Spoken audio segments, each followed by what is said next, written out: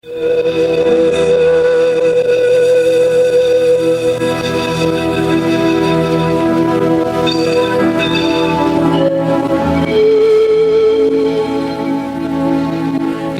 horário, a emissora da Fraternidade Rádio Rio de Janeiro oferta ao seu coração mais um programa Culto Cristão no Ar. Participe conosco.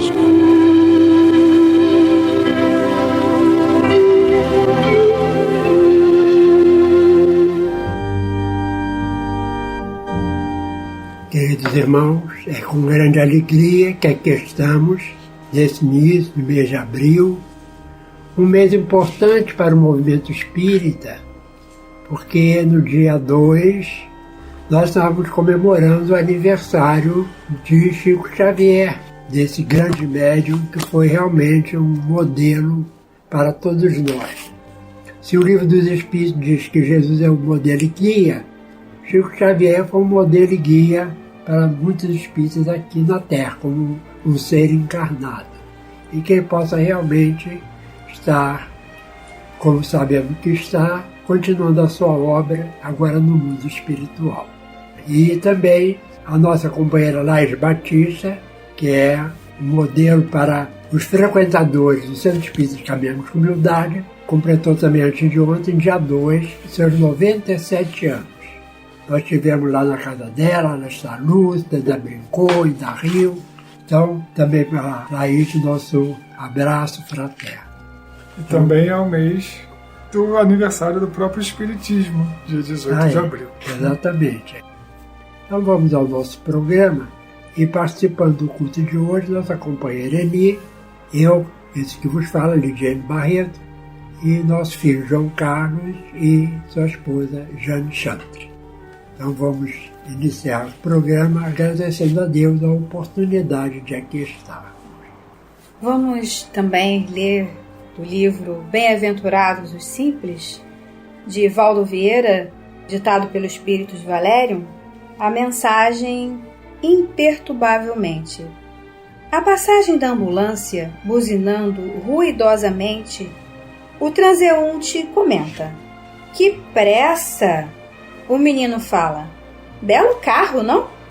O homem anota: "O trânsito está impossível. Veja só que ambulância perigosa." A senhora exclama: "Coitado! Alguém está passando mal!" Entretanto, o motorista e os companheiros, em ação no veículo, nada escutam sob a estridência da sirena. E a ambulância prossegue, sempre, na ânsia de levar socorro, imperturbavelmente. Assim, também é a sua passagem diária pelo trânsito da vida.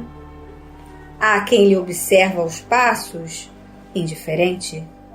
Há quem lhe condena o trabalho. Há quem lhe exalta a existência. Há quem se compadece de você. Contudo, que o barulho do serviço possa encobrir-lhe sempre a possibilidade de escutar as vozes marginais. Cumpra o dever, ouvindo a consciência, e prossiga na decisão de servir imperturbavelmente. Assim, Senhor, te agradeço por estar aqui hoje, fazendo o nosso culto cristão no ar. Que tu nos abençoes, que tu nos proteja, que tu nos guie, que nos dê a oportunidade de trabalhar e servir mais um pouco. Ajuda-nos, Senhor, para que possamos ajudar, dá-nos as forças necessárias para cumprirmos a nossa tarefa e nos dá, Senhor, força e coragem para a luta. Que assim seja, Senhor, que assim seja. Nós vamos iniciar o estudo, iniciando também o capítulo 13, que tem como título: Não saiba a vossa mão esquerda o que dê a vossa mão direita. E o subtítulo é Fazer o bem sem ostentação. Então Kardec se baseou em 2 textos do Evangelho de Mateus, um no capítulo 6, outro no capítulo 8. Então diz o primeiro texto: Tende cuidado em não praticar as boas obras diante dos homens, para serem vistas, pois, do contrário, não recebereis recompensa do vosso Pai que está nos céus. Assim, quando derdes esmola, não trombeteeis, como fazem os hipócritas nas sinagogas e nas ruas, para serem louvados pelos homens. Digo-vos, em verdade, que eles já receberam sua recompensa. Quando derdes esmola, não saiba a vossa mão esquerda o que faz a vossa mão direita, a fim de que a esmola fique em segredo, e vosso Pai, que vê o que se passa em segredo, vos recompensará. O segundo texto também são palavras de Jesus, e narra o evangelista. Tendo Jesus descido do monte, grande multidão o seguiu. Saía logo após o sermão da montanha.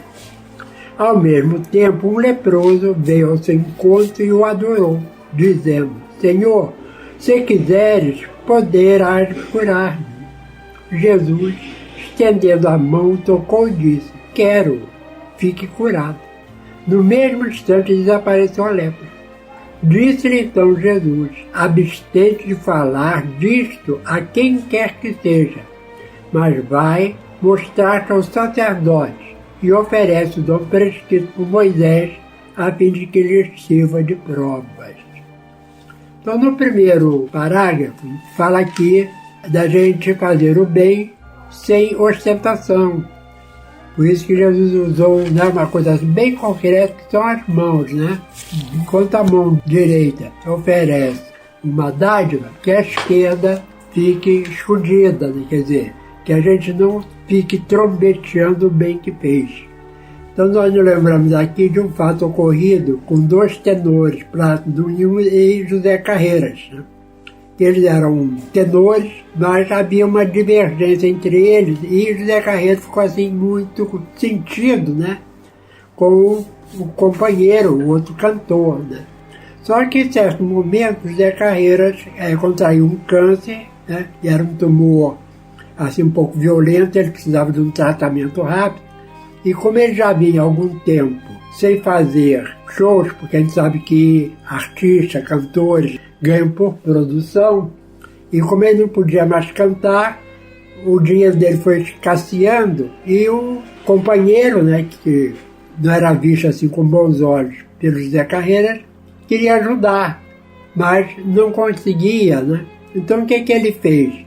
Ele fundou uma ONG, colocou como a utilidade ajudar pessoas com câncer e que não podiam custear tratamento, e pediu que alguém informasse da existência dessa ONG ao José Carreiras. Isso realmente aconteceu.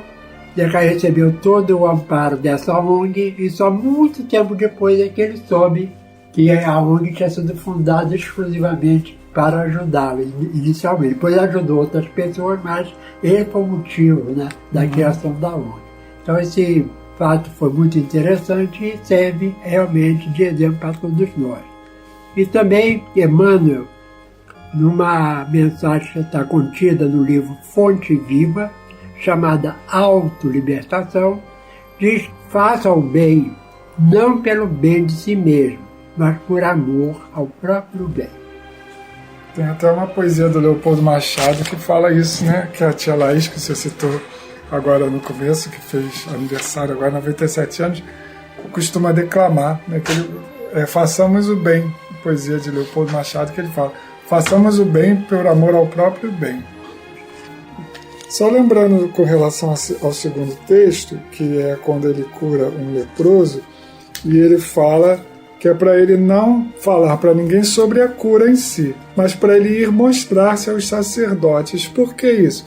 Porque os leprosos, eles eram excluídos da sociedade. A lepra na época não tinha cura, então eles eram banidos. Eles iam vivendo lá no Vale dos Leprosos, apenas entre eles, né? Perdiam completamente o convívio com a sociedade. E essa apresentação aos sacerdotes era justamente para ele poder voltar a ser aceito na sociedade, por mostrar que ele tinha sido curado e que tinha o direito de voltar ao convívio da sociedade, né? Estava na lei mosaica. Por isso que ele fala aqui: oferece o dom prescrito por Moisés, né, a fim de que lhes sirva de prova. Então está aí a explicação dessa segunda passagem. E agora nós vamos entrar no comentário de Allan Kardec a respeito dessas duas passagens. Em fazer o bem sem ostentação, há grande mérito. Ainda mais meritório é ocultar a mão que dá. Constitui marca incontestável de grande superioridade moral, porquanto, para encarar as coisas de mais alto do que o faz o vulgo, mister, ou seja, necessário, se torna abstrair da vida presente e identificar-se com a vida futura. Numa palavra, colocar-se acima da humanidade, para renunciar à satisfação que advém do testemunho dos homens e esperar a aprovação de Deus. É um pouco natural que a gente busque a aprovação das pessoas, né? Inclusive quando a gente faz o bem. Nós gostamos de receber elogios, nós gostamos de ter a aprovação das pessoas. Mas ele fala aqui que há muito mais mérito em a gente ocultar o bem que a gente faz e buscar principalmente a aprovação de Deus.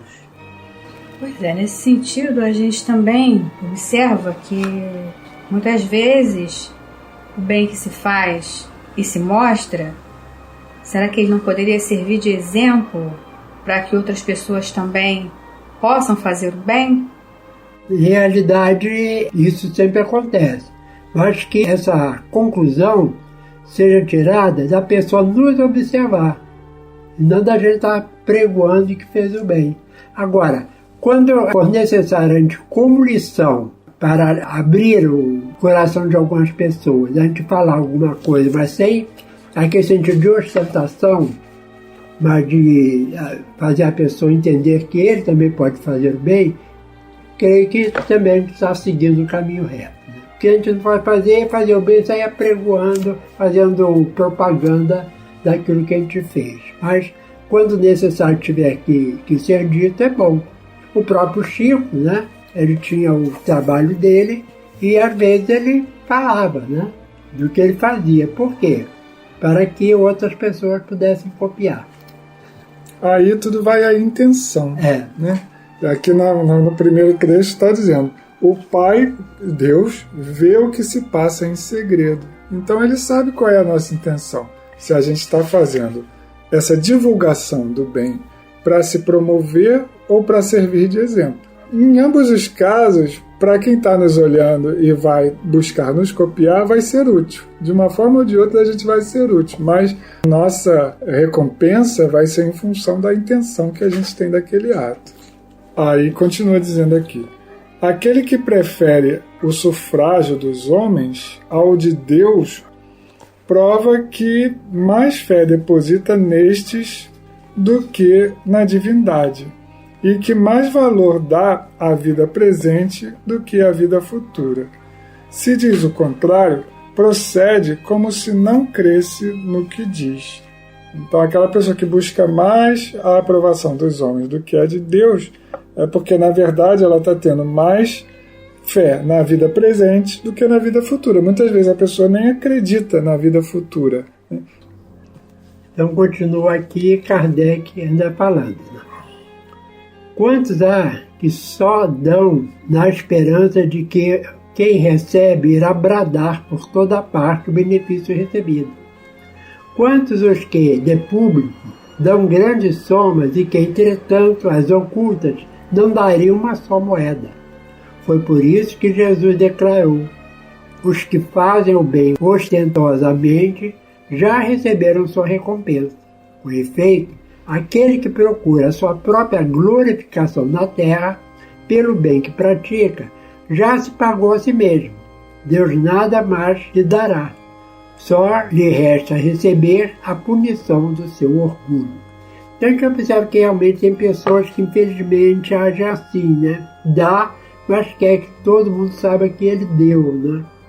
Se a intenção dele não foi ajudar, porque ele pode fazer isso e declarar o que fez. Mas se a intenção dele foi dar, e não para ajudar, mas para se promover, aí realmente, né, o bem perde um pouco seu efeito. Não todo, porque de alguma forma ele ajudou, mas o importante é que a gente faça esse bem sem precisar essa ostentação. Aí eu fico ainda com aquela dúvida, né? Porque a questão de o mal faz alarde e o bem é tímido. Então, também nesse sentido, né? De que se a pessoa não se torna um exemplo, né? Com as suas ações, como as outras pessoas vão saber, vão perceber, vão ter modelos para seguir, né? Acho que ele fala que o bem é tímido, mas no sentido de não agir, né? A timidez aí não é de não te falar, é de não agir. Né? É nesse sentido também, né? Será que não poderia ser usada essa máxima também nesse caso? E aí a gente estaria invalidando o ensinamento de Jesus. Como a gente falou, em tudo vale a intenção. Que vale a intenção. Por isso que diz aqui, né? Continuando. Não saber a mão esquerda o que dá a mão direita é uma imagem que caracteriza admiravelmente a beneficência modesta. Mas se há modéstia real, também há falsa modéstia, o simulacro da modéstia. Há pessoas que ocultam a mão que dá, tendo, porém, o cuidado de deixar aparecer um pedacinho, olhando em volta para verificar se alguém não o terá visto ocultá-lo. Indigna paródia das máximas do Cristo. Paródia é uma forma, assim... Caricata, né? Caricata de uma coisa concreta, né? Aí, por exemplo, quando existe uma música, né, com uma letra, às vezes a letra até é a minha mensagem, e a gente faz uma letra brincando com alguém, com alguma coisa, é uma paródia, né? Então é a caricatura daquilo que é verdadeiro, né? Se os benfeitores orgulhosos são depreciados entre os homens, quem não será perante Deus? Também esses já receberam na terra sua recompensa. Foram vistos, estarão satisfeitos por serem vistos. É tudo o que terão. Se ele fez só por ostentação, se todo mundo viu, já serve para ele de contentamento. Já recebeu o pagamento. Exatamente. E continua. E qual poderá ser a recompensa do que faz pesar os seus benefícios sobre aquele que os recebe? Olha aí que é a situação pior ainda, né? Quando a nossa caridade humilha aquele que está recebendo, que lhe impõe, de certo modo, testemunhos de reconhecimento, que lhe faz sentir a sua posição, exaltando o preço dos sacrifícios a que se vota para beneficiá-lo. Aí deixa completamente de ser caridade, né? A gente, na verdade, em vez de ajudar o outro, está colocando mais para baixo ainda, quando a gente coloca a nossa diferença em relação àquele que a gente supostamente está querendo ajudar, né? Para esse, nem mesmo a recompensa terrestre lhe existe, porquanto ele se vê privado da grata satisfação de ouvir bendizer-lhe o nome, e é esse o primeiro castigo do seu orgulho. As lágrimas que seca por vaidade, em vez de subirem ao céu, recaíram sobre o coração do aflito e o ulceraram. Do bem que praticou, nenhum proveito lhe resulta, pois que ele o deplora, e todo benefício deplorado é moeda falsa e sem valor. Então, um exemplo que a gente poderia dar é uma pessoa que ajuda alguém e depois fica cobrando. Eu te ajudei tanto, você não... Agora eu peço alguma coisa, você não agradece. Então, exatamente. A gente tem que ter cuidado com isso, né? Faça o bem por amor ao bem. Se o outro não foi uma criatura que soube agradecer, né, tudo, nós ajudamos, então é o que importa. Fizemos a nossa parte. Porque a gente tem que ver que tem pessoas que são, como a gente costuma dizer, pobres de tudo, né? E até às vezes de entendimento, né? E muitas vezes a gente faz o bem e a pessoa não fica agradecido, não por propósito, nada, é por falta de conhecimento mesmo, de amadurecimento espiritual. E aí eu termino o comentário de Kardec no último parágrafo aqui. A beneficência praticada sem ostentação tem duplo mérito. Além de ser caridade material, é caridade moral, visto que resguarda a suscetibilidade do beneficiado, faz-lhe aceitar o benefício sem que seu amor próprio se ressinta e salvaguardando-lhe a dignidade de homem, porquanto aceitar um serviço é coisa bem diversa de receber uma esmola. Todos nós temos o nosso amor próprio também.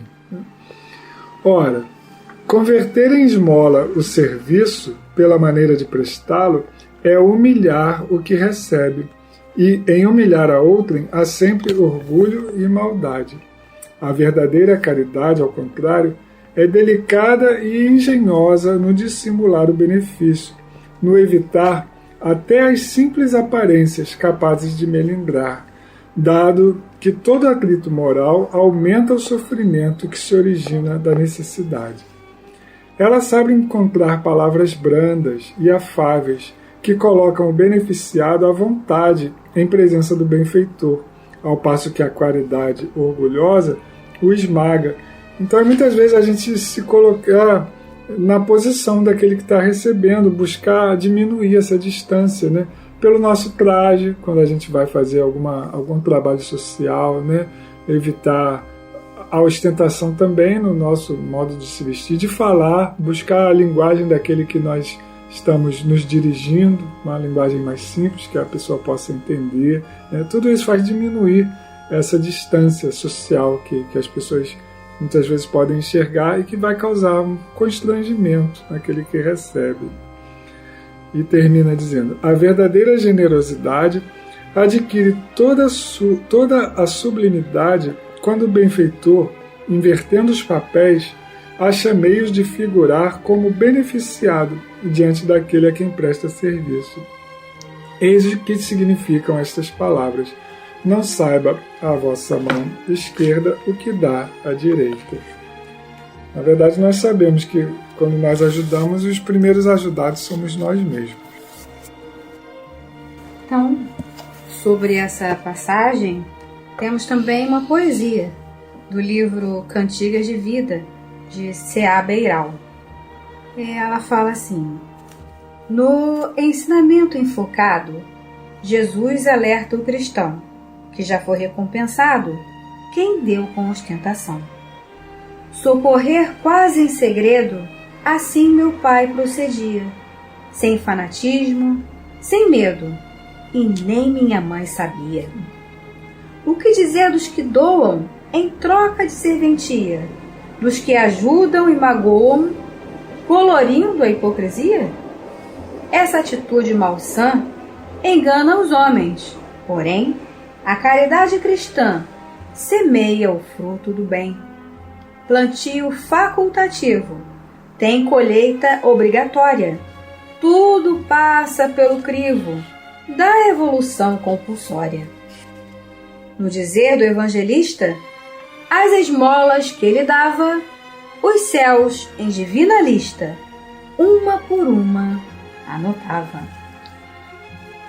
E assim, Jesus, Divino Mestre, estamos encerrando o programa de hoje com os corações alegres, Senhor, no desejo de que esta lição possa calar fundo no coração daqueles que participaram conosco, ouvindo em seus lares, no trânsito, através do rádio, qualquer lugar que estejam. Mas abençoe principalmente os lares em que há um enfermo, que ele possa receber no instante as tuas bênçãos, e como tu curaste, Senhor, o leproso, naquela condição, Senhor, que o pedido partiu da pessoa que precisava, e tendo aquela sinceridade no seu coração, foi atendido por ti, Senhor. Abençoa a todos. Permita, Senhor, que a tua paz possa envolver o nosso planeta nesse momento difícil que está passando. Que a paz tua, Senhor, seja conosco hoje e sempre.